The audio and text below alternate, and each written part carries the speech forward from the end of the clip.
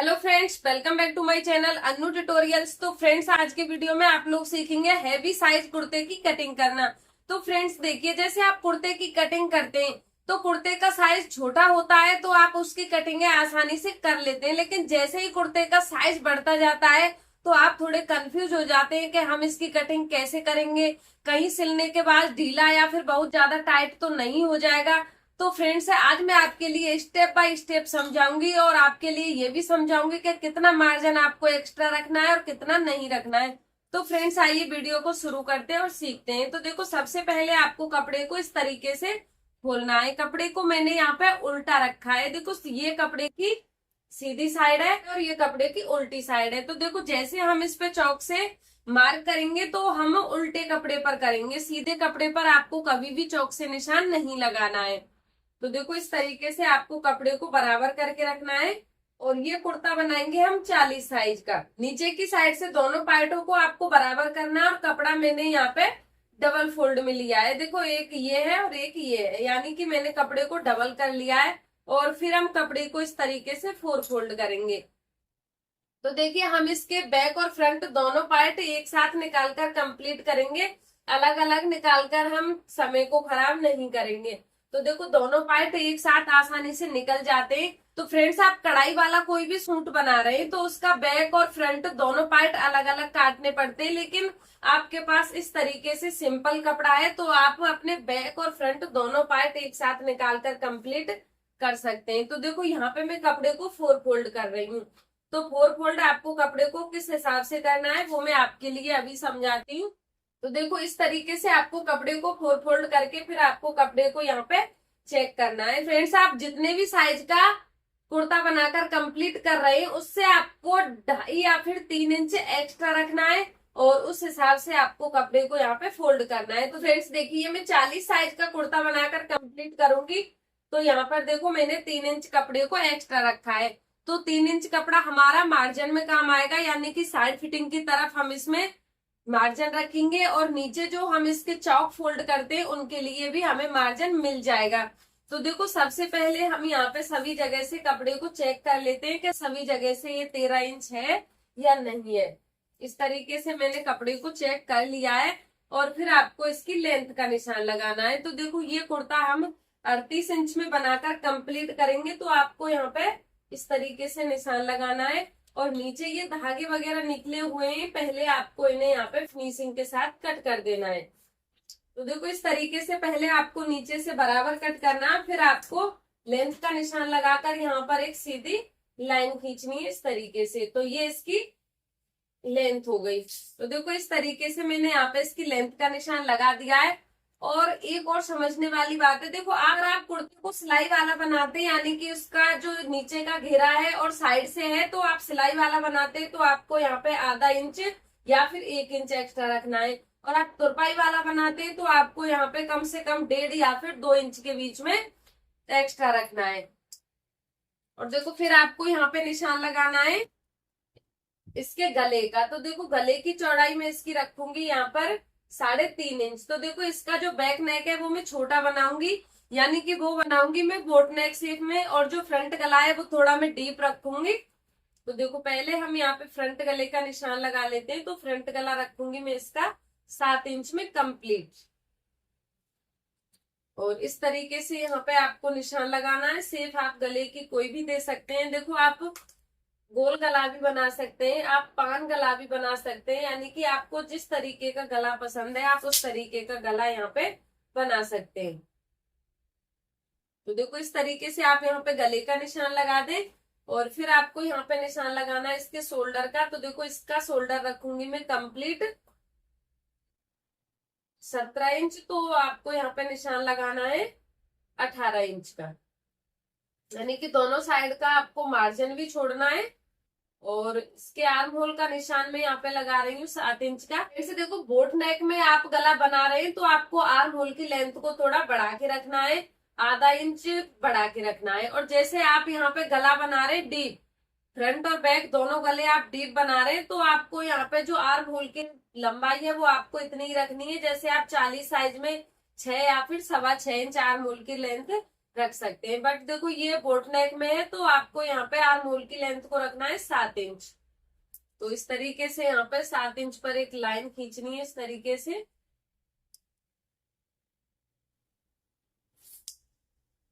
और यहाँ पे आपको तिरछी लाइन खींचनी है और इसमें आपको आर्म होल की शेप देनी है।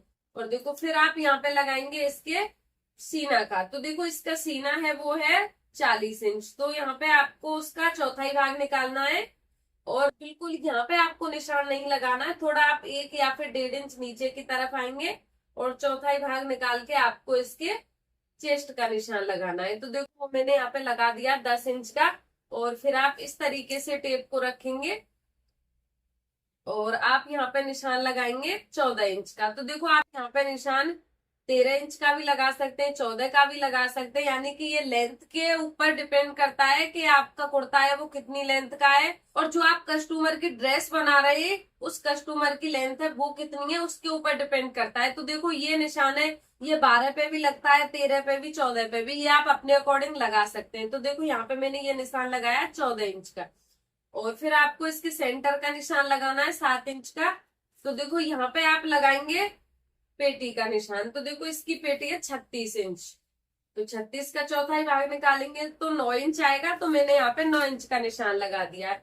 और नीचे फिर आप यहाँ पे लगाएंगे कमर का निशान। तो देखो इसकी कमर है वो 41 इंच है। तो 10 से 2 पॉइंट ज्यादा का आपको यहाँ पे निशान लगाना है। उसका चौथाई भाग निकालेंगे तो 10 से 2 पॉइंट ज्यादा निकल के आएगा। तो देखो ये 3 निशान लगाकर आपको कंप्लीट करने हैं। चाहे आप कोई भी साइज का कुर्ता कटिंग कर रहे हैं या आपके कुर्ते का साइज छोटा है या फिर बड़ा है, आपको इस तरीके से 3 निशान लगाने हैं और देखो उनको इस तरीके से मिलाना है।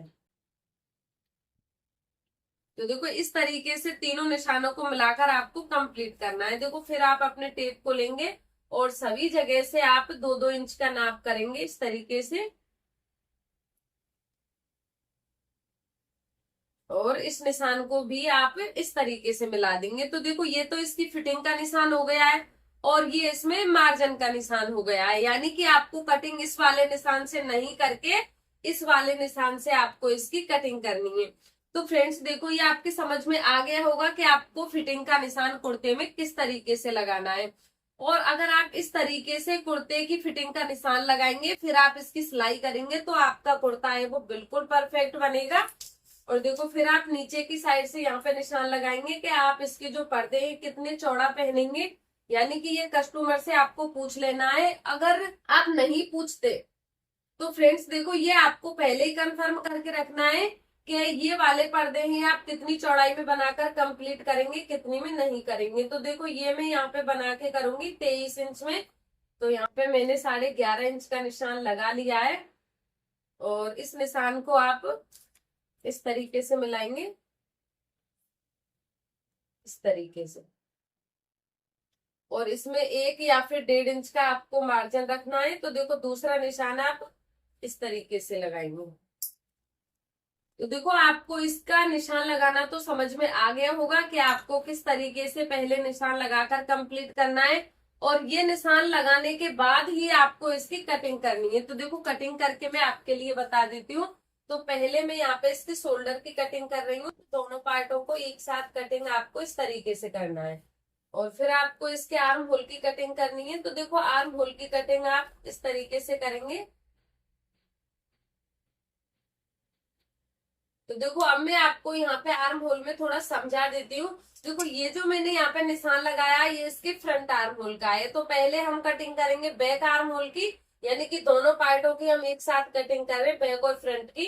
तो देखो पहले हम इसमें से बैक वाला पार्ट है वो अलग कर देंगे और फ्रंट वाले आर्म होल की यहाँ पर छटाई कर देंगे। यानी कि फ्रंट वाले आर्म होल को डीप काटना होता है सभी ड्रेस में, ये तो आपको पता ही होगा। और फिर आपको इसके साइड फिटिंग की कटिंग करनी है। तो देखो यहाँ तक कटिंग करने के बाद आपको इस तरीके से यहाँ पे एक कट लगाना है। तो देखो ये कट यहाँ पे आपको क्यों लगाना है वो मैं आपके लिए समझा देती हूँ। देखो क्या है, जैसे आप इसमें सिलाई लगाएंगे तो ये आपको पता चल जाएगा कि आपको सिलाई को कहाँ तक लगाना है कहाँ तक नहीं लगाना है। और फिर आप इस तरीके से इसके नीचे की साइड से कटिंग कर देंगे। और ये जो बचा हुआ कपड़ा है ये साइड में रखेंगे। तो देखो अब आप दोनों पार्टों को अलग अलग करेंगे। तो देखो पहले आप यहाँ पे निशान लगा दें। ये जो गले की चौड़ाई का निशान लगाया है, क्योंकि ये जो बैक गला है बाद में कट करेंगे। तो देखो यहाँ पे मैंने ये निशान लगा दिया है। और ये इसका बैक पार्ट है, तो हम बैक पार्ट को पहले इसमें से अलग निकालेंगे और उसको रखेंगे हम साइड में। और फिर आप इसे दोबारा से उसी पैटर्न में फोल्ड करेंगे और सभी जगह से आप बराबर फोल्ड करेंगे, कहीं से भी आपका कोई पार्ट छोटा बड़ा नहीं रहना चाहिए। और देखो फिर आप इसके आर्म होल की कटिंग करेंगे। तो ये जो निशान पहले से ही मैंने इसमें लगा के रखा है, तो आप इसको यहाँ से कटिंग कर देंगे। तो देखो मैंने इसके आर्म होल की कटिंग भी कर दी है और अब आपको इसके गले की कटिंग करनी है। तो देखो आप गला किस शेप में कटिंग कर रहे हैं ये आपके ऊपर डिपेंड करता है। तो देखो मैं इसका गला है वो 5 शेप में कट कर देती हूँ। तो देखो इस तरीके से यहाँ पे इसका ऐसे निशान लगाना है और इसी शेप में आपको इसकी कटिंग करनी है।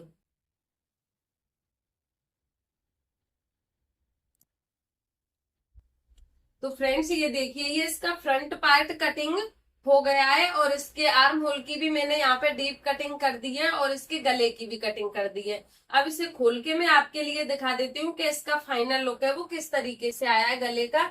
तो देखो आप इसे देख सकते हैं कि ये गला भी इसमें बहुत अच्छा लग रहा है। आप कोई भी स्टाइल का गला इसमें कट कर सकते हैं। तो देखो ये इसका फ्रंट पार्ट है